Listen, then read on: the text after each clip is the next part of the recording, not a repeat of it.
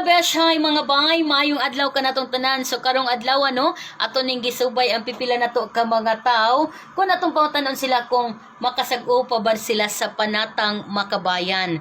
Kay kung makasag-o sila, doon na sila madawat nga load mga ka-first. So atong tan-aon kung doon na ba'y makapasar sa maong challenge samtang atong ubanan ang atong mga kaigsunan. So please subscribe my channel, Rowena D. Capistrano on YouTube and Wangwang Happy Cebu on Facebook page. Thank you! Gina. Palatang mo kabayan. Moro to. Sarunga, oy! Naman load, 100. Palatang mo kabayan ni Pang Pilipinas.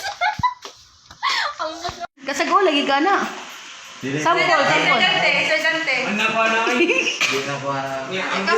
Ang load, dili smart, low brag. Oh, dagaan mag... Pilipinas, aking lupang sinilangan, tahanan ng aking lahi. Pinukupkop ako at tinutulungan, maging malakas, masipag at marangal. Dahil Makabayan, Iniibig ko ang Pilipinas. Ito ang aking lupang sinilangan.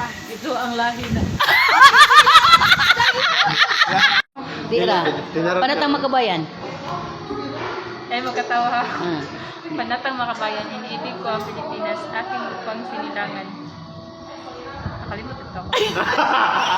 Panatang makabayan. Oh, okay. Okay. Panatang makabayan, hindi ko ang aking Iniibig ko ang aking bansa! Makabayan. Panatang makabayan, ibigay ko ang Pilipinas. Ito ang aking lupang sinilangan. Ito ang tahanan ng aking lahi. Ako'y kinukop at tinuturuan upang maging malakas, masipag at marangal. Kaya ako koto. Sorry! Adili ko mga guys. Sample, testing lang. Basin, kaya sample naman. Balik talaga akong load. Sample na sa mata, makabayan ba? Basin makuha na dahil mo. Panatang makabayan, iniibig ko ang aking mahal. Kasag-o, lagi ka na. Sample. estudyante. Anak ko na ay.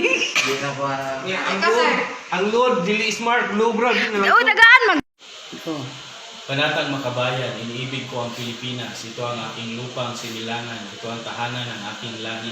Ako'y kanyang kinukupkop at tinutulungan upang maging malakas, maligaya at kapaki-pakinabang. Bilang ganti, dindin ko ang payo ng aking mga magulang. Susundin ko ang mga tuntunin ng aking paaralan.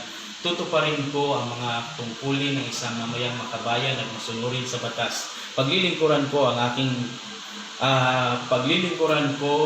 aking bayan ng walang pag-iimbot at ng buong katapatan. Sisikapin kong maging isang tunay na Pilipino sa isip, sa salita at sa gawa.